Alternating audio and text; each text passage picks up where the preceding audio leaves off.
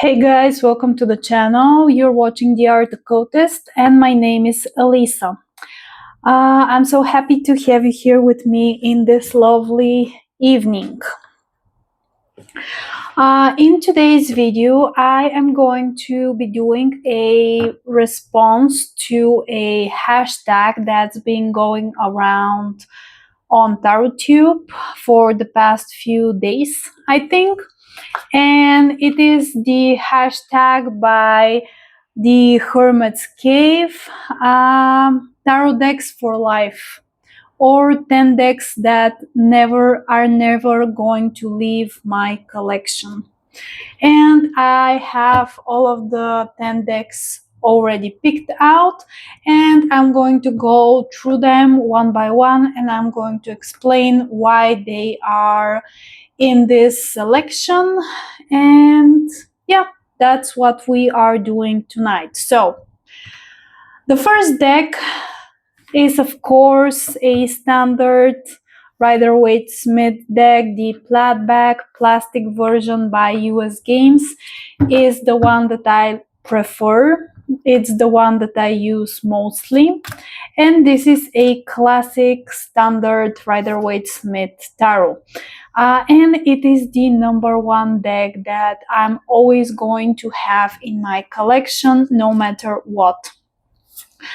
The reason behind that is because my first ever tarot deck was a copy of this one, but it was a pocket-size Bulgarian version of the Rider-Waite-Smith tarot, and I had this little deck for well over 10 years. And it was my only deck for that period of time. This is the deck that I learned on. This is the deck that I love. It was my first soul deck. I have a few more that are also on that list that I consider to be soul decks. And yeah, this is such a classic. If I do a reading for another person, or if I have a client, I always prefer to do the reading with the classic Rider-Waite-Smith because I know it like the back of my hand, even better at this point, and it speaks clearly to me. It's universal. I can use it for all sorts of readings, all types of readings. I can use it for deity communication, spirit communication. Yeah, it's basically a good deck for everything, and I love it. And this is my favorite version, even though I have a version that I created myself using Pixie's outline, and I recolored it, and yet I still prefer this one. Okay, #1, classic Rider-Waite-Smith, never leaving my collection. And also I have a lot of different variations and copies of this deck. Okay, the next 4 decks I use all the time. They are all soul decks for me, and I use them by season. So currently we are in the springtime where I live here in Bulgaria, and I have the Druidcraft tarot with me. This copy is heavily modified. This specific copy is sacred to me for a few different reasons. The first reason being is that I got it the summer that my father passed away, and I actually inherited a little sum of money from him. It was very, very little money, and some of that money I spent on this deck. So this is why the first reason that this deck is very special to me. The second reason is because I actually bonded with this deck on a primal level. This deck illustrates how I perceive nature, or no, more specifically, my relationship to nature and my nature-informed spiritual path, if you will. It reminds me, even though it's based in English, England landscapes, I don't know how to say it, Celtic landscapes, the landscapes and the depicted nature reminds me of Bulgaria and our nature here as well. I got this deck while I was still living in Vienna, and yeah, this reminder of my homeland, Bulgaria, I saw it in the depiction of the nature here. It supported me through some very dark times that I had with the passing of my father, living abroad, feeling isolated, the whole shit show that was COVID. And yeah, so this deck for me screams springtime, and at this point in time I truly consider it to be one of my soul decks, and I love it. Also have a backup copy of this one. Okay, the next one is this one. This is the Crow Tarot, and I associate with the summer season.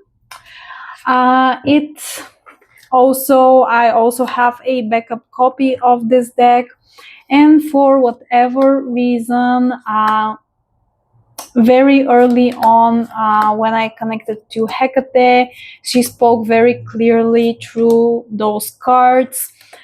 Crows are sacred to me. We have so many crows here in Bulgaria where I live. Every time I go outside, there's a bunch of crows. The artwork reminds me of the astral plane and how I experience that. It reminds me of my dreams and how I experience dreaming, and basically the astral realm. It's very dreamlike, very surreal at places in terms of the feeling. In terms of how the artwork is depicted, it's not very clear, and this is how I experience, it's hazy.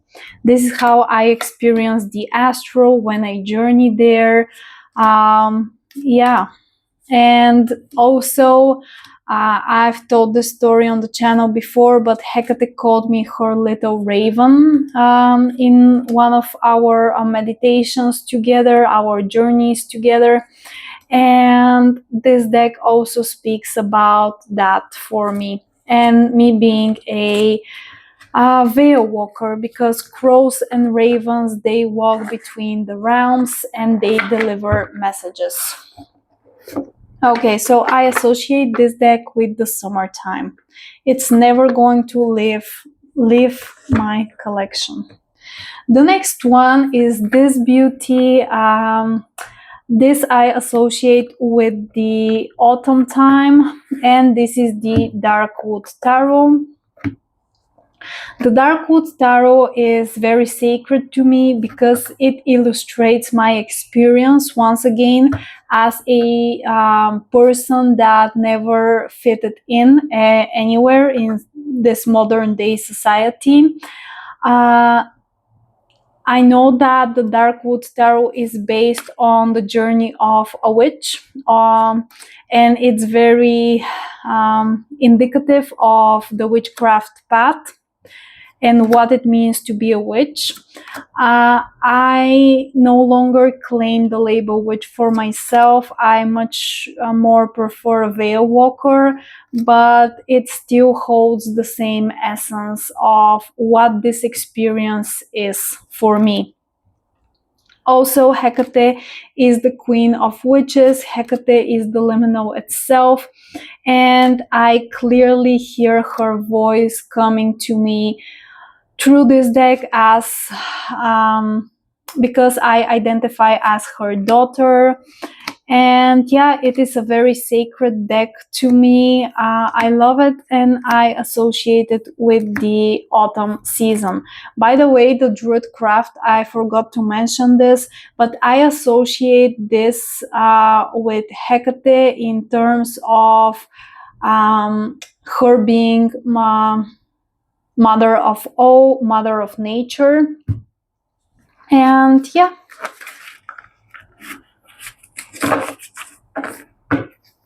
So the Darkwood Tarot, also have a backup copy of this one, never leaving my collection. I love it so much.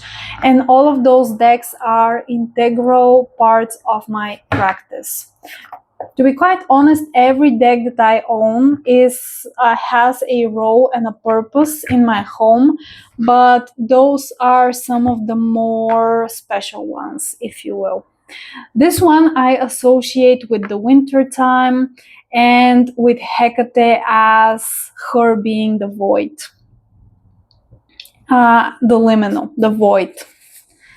And this is the Murder of Crows Tarot. This deck I also got when I was living in Vienna, and the connection between me and it was instantaneous. This was prior to my relationship with Hecate.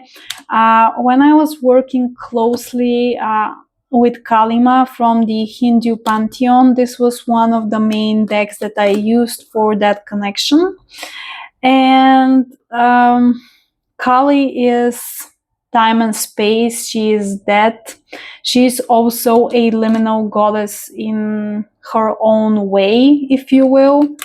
And this deck speaks very clearly to that liminality, to the void, to the darkness in the best possible way. It's not scary. It's actually very nurturing. The darkness is the most nurturing energy I've experienced.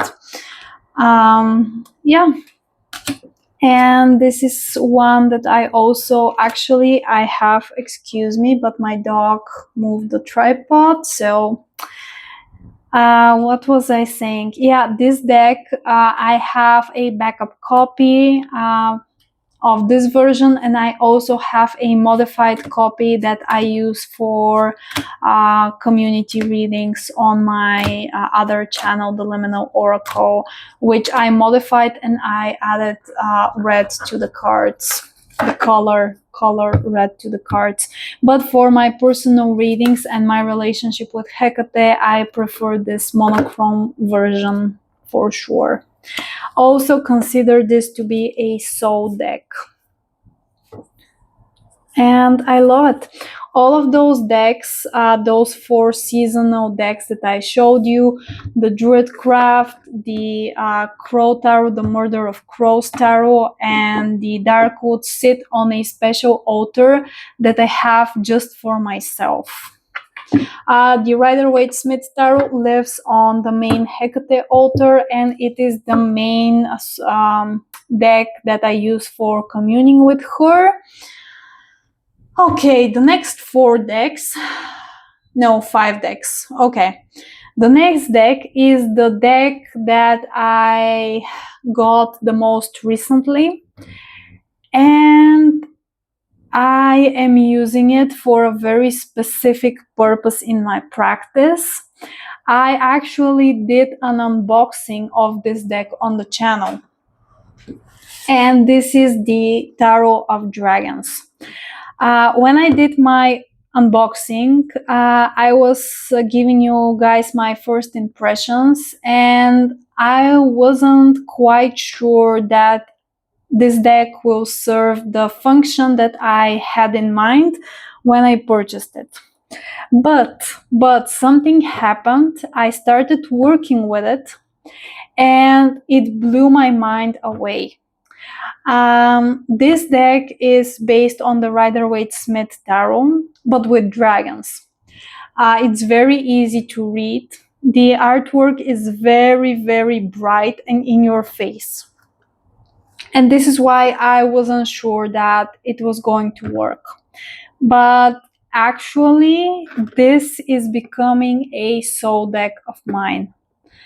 I never want to be without this deck, and walking this path of the dragon has been life-changing for me. My whole spirituality is evolving around the dragon energy, around my dragon guardian, and the lessons that she is teaching me. We are co-creating a path working, and it just blew my mind. And to be quite honest, I have around 100 decks at this point, Tarot and Oracle. And those 6 decks that I just showed you, the 5 that I already showed you, and this one are the only ones that if something happened tomorrow, I would immediately repurchase, because they serve such a concrete function for my unique individual path that I don't think I can replace them. I don't know if you guys have experienced that, but yeah, I formed some profound relationships with those decks that I showed you already. And the Tarot of Dragons, it truly surprised me, and I already ordered a backup copy because it's a Llewellyn cardstock. It's not the best quality, but I don't know what happened. I truly don't. I fell in love, and I dedicated a whole altar space to my dragon path. And this deck, I don't know, every single color, every single gesture of the depictions here, everything just, I don't know, I feel it deep inside of my body. And this deck serves as a bridge, as a tool of communication between me, myself, and that dragon spirit entity that came forward as my guide. And I don't know, I don't have the words to describe my experience with this deck and the dragon path as a whole. So far, I haven't came across another practitioner that is involved with dragons in the same way as I am experiencing it. I'm also only seeing draconic Wicca. I'm not knocking that, or individuals that are full of themselves and not truly, I don't know, it just, let's say that my experience is a bit different than what I'm seeing online so far in terms of draconic spirituality.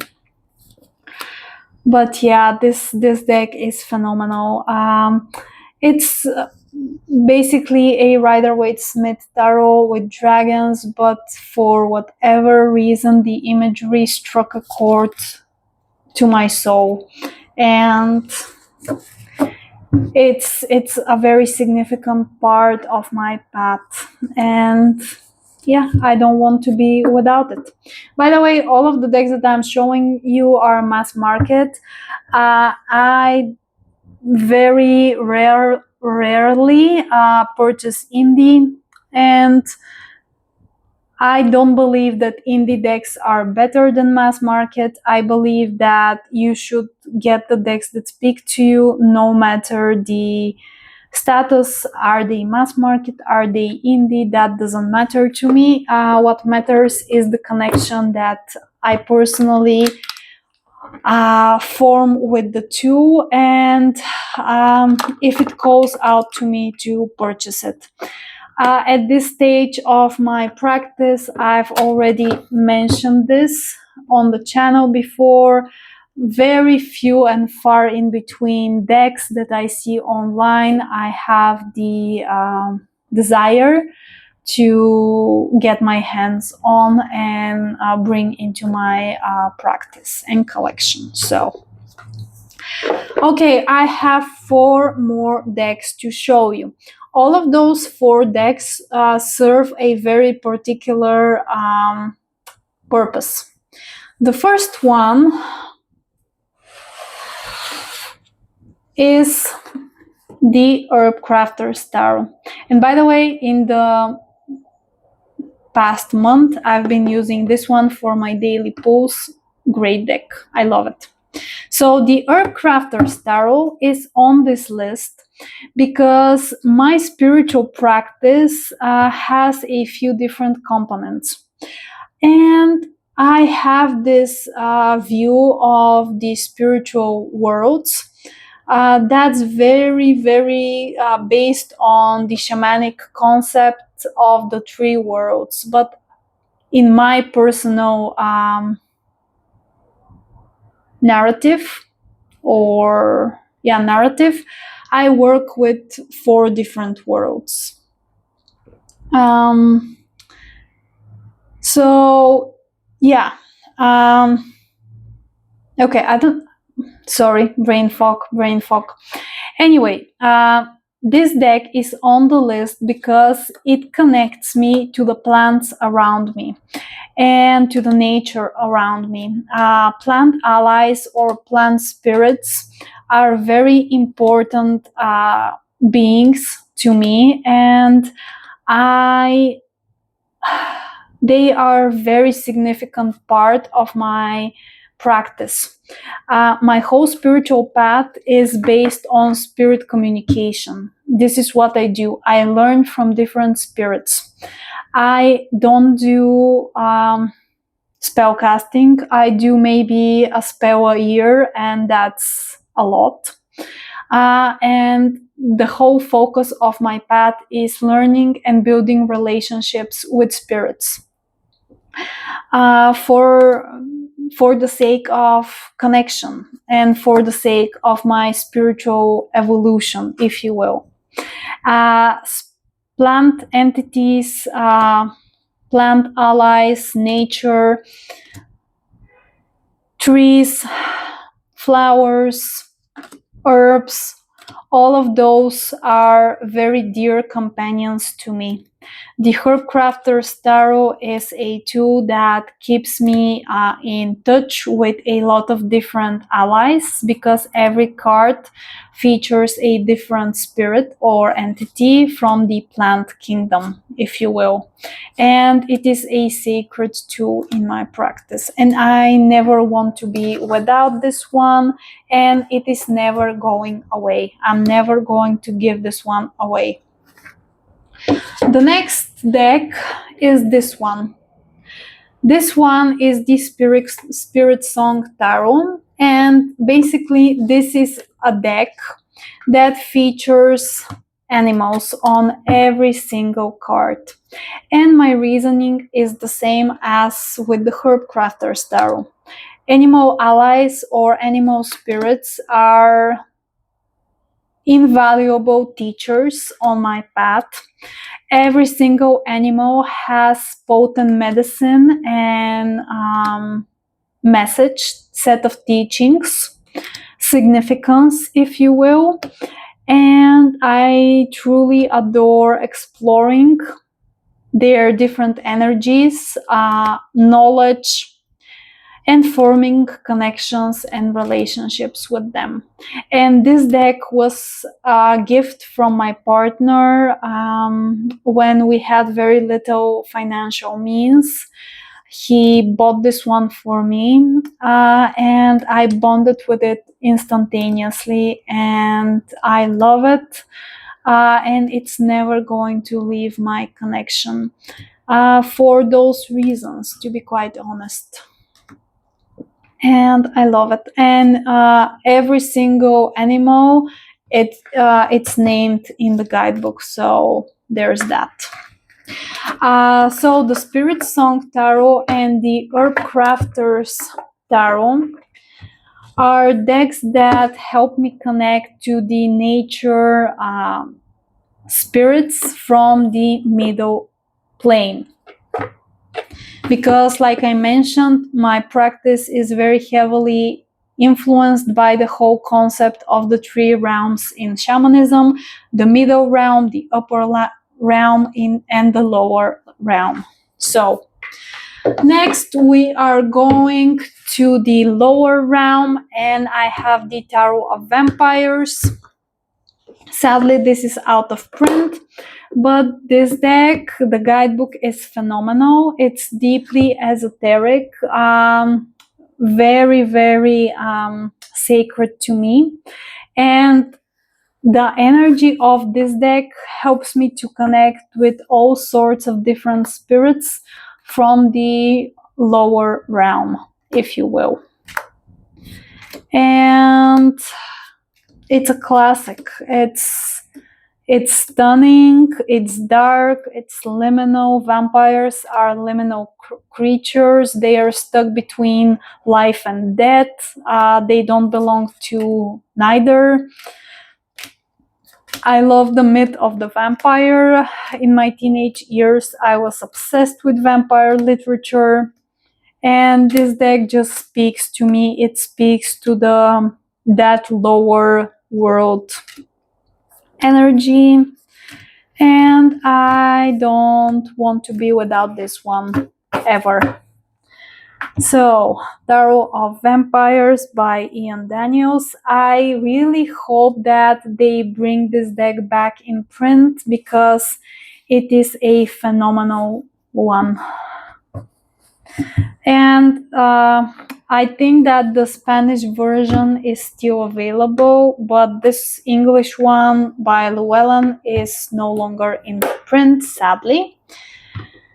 And the last deck on the list, number 10, is this one. This is actually a tarot deck that I created, combining two oracle decks. And I'm speaking about my Soul Cards Tarot. So there are those two decks, Soul Cards 1 and Soul Cards 2. Technically, they are intuitive cards. They are not an oracle deck because they don't have a guidebook, and they are very unique as oracle decks, as card sets. I had the two sets, and there was this trend going around online of taking those two decks, Soul Cards 1 and Soul Cards 2, and actually curating a tarot deck using the images from those two packs. This is my creation. So this is the Soul Cards Tarot, curated by me. This deck connects me to the upper world or the heavens, and it's very, very, very ethereal, very spiritual. This is how I experience the upper world. And it's a very sacred tool to me for that reason. All of the decks that I've shown to you are very sacred to me in terms of my connection with Hecate, because Hecate is known to be the Axis Mundi, the world tree. She is the soul of the world. She is in everything. She can go everywhere because she is the liminal. And all of those decks connect me to different realms of her, or of her domain, if you prefer to see it like this. And yeah, this in particular, the artwork is magnificent. It really feels spiritually elevated in terms of frequency, and compared to the Tarot of Vampires, which feels more dense and more heavy, this feels more elevated and more light energetically.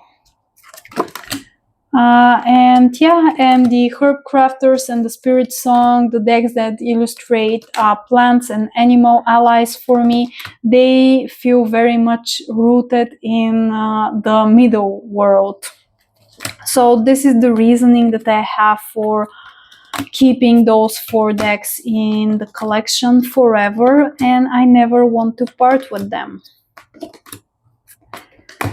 The first set of decks that I showed you were decks that were connected to how I experience myself as a practitioner, and those four last decks connect me to the different realms, astral planes, if you will. So yeah, guys, those are all of the decks. Those are my 10 picks for this deck, for this hashtag. I truly enjoyed it. It was very easy for me to choose, to be quite honest with you. And yeah, so what are your 10 decks, your decks that are never going to leave your collection? I am eager to hear from you in the comment section down below. And if you have made a VR to this hashtag, tell me in the comments so that I can go and take a look. Thank you so much for being here, for watching me, for spending this half an hour with me. And yeah, I'll see you in the next one. Take care.